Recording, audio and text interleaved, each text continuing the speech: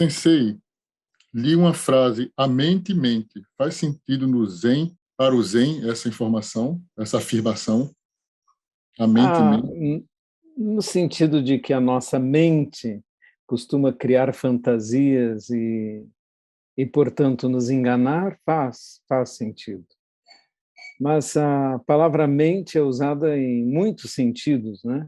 Como a grande mente, como o absoluto, como a mente que está por trás de todas as coisas. Então, como sinônimo do próprio vazio ou potência, no qual tudo surge, se manifesta. Então, a palavra tem demasiados sentidos para nós dizermos que sempre vai ter a mesma interpretação. No caso da frase "a mente mente", ela faz sentido quando nós pensamos: nossa mente costuma nos enganar através das nossas fantasias. Boa noite. Tenho uma pergunta sobre o livro do monge Gensho.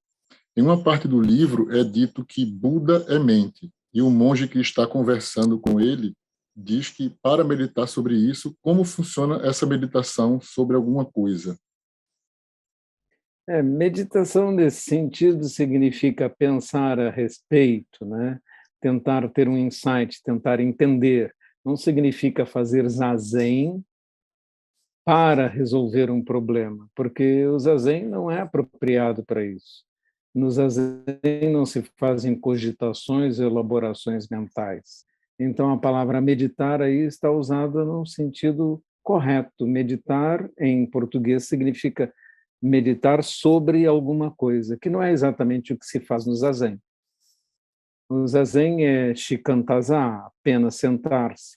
Não significa uma prática destinada a resolver problemas ou entender coisas. Boa noite, sensei, e a todos. Atenção sem correta ponderação, um termo que escutei no audiobook do budismo Theravada. Seria a porta de entrada para o sofrimento por não estar consciente dos objetos de contato? Teria o Zen espaço para esta prática fora do zazen? Fora do zazen, praticamos a atenção a respeito do que fazemos, uma mente em que colocamos completa presença naquilo que estamos fazendo, sem colocar pensamentos ou distrações. Mas não vai funcionar muito bem ficar ouvindo áudios do budismo Theravada e depois tentar entender o zazen, porque são métodos diversos. Quando estamos mergulhados num método, temos que seguir aquele método. Alguém que se sente atraído pelo budismo Theravada tem que procurar um mestre do budismo Theravada e praticar os métodos do budismo Theravada sem misturar com os métodos do Zen. Quem pratica o Zen é a mesma coisa, deve praticar os métodos do Zen. Misturar métodos não funciona muito bem, porque eles mantêm uma coerência doutrinária e prática consolidada através de séculos.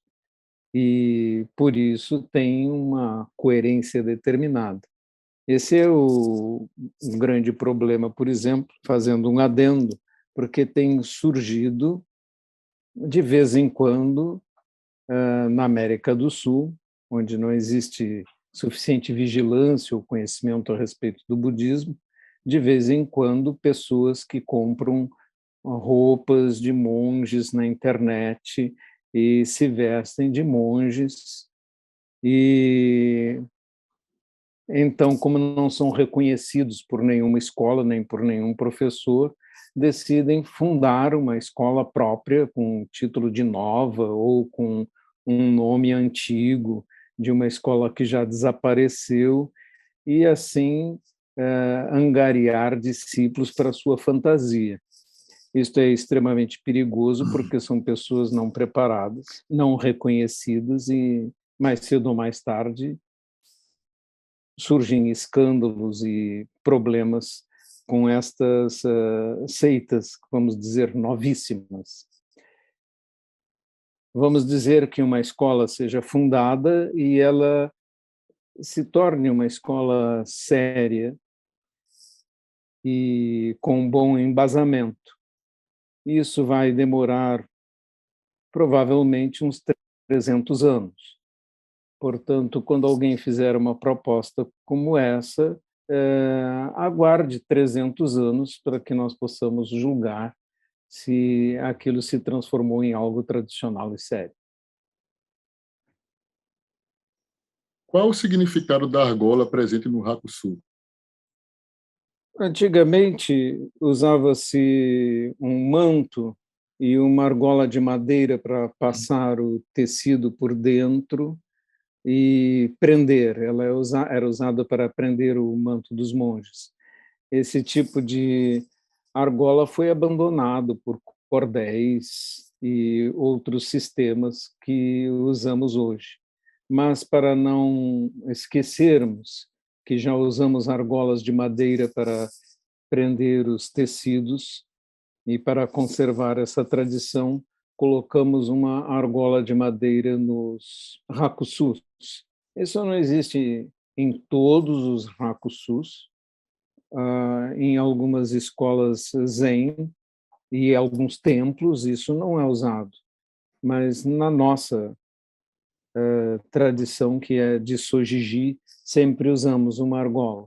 Então, quando vemos esse tipo de hakusu com uma argola, já sabemos, esse é um aluno de um mestre que vem de Sojiji, que é um templo fundado ainda no tempo de Keizan, uns 800 anos atrás, 700, 800 anos atrás. Por aí podemos ver o respeito que temos por tradições antigas. Sensei, boa noite. O que fazer para não usarmos o Zen como uma fuga dos problemas que nos envolvem? Não use o Zen como uma fuga para os problemas que você tem. Sente-se para ganhar lucidez e clareza para olhar seus problemas de frente. É simples assim. Ele não vai servir como fuga, porque quando você se senta e olha para a parede, todos os seus problemas, inquietações ou ansiedades vão acabar aparecendo, vão surgir, porque aquilo que surge na sua mente surge na hora que você senta em zazen, não é verdade? E aí você tem que olhar para você mesmo. Então o Zen não serve como fuga.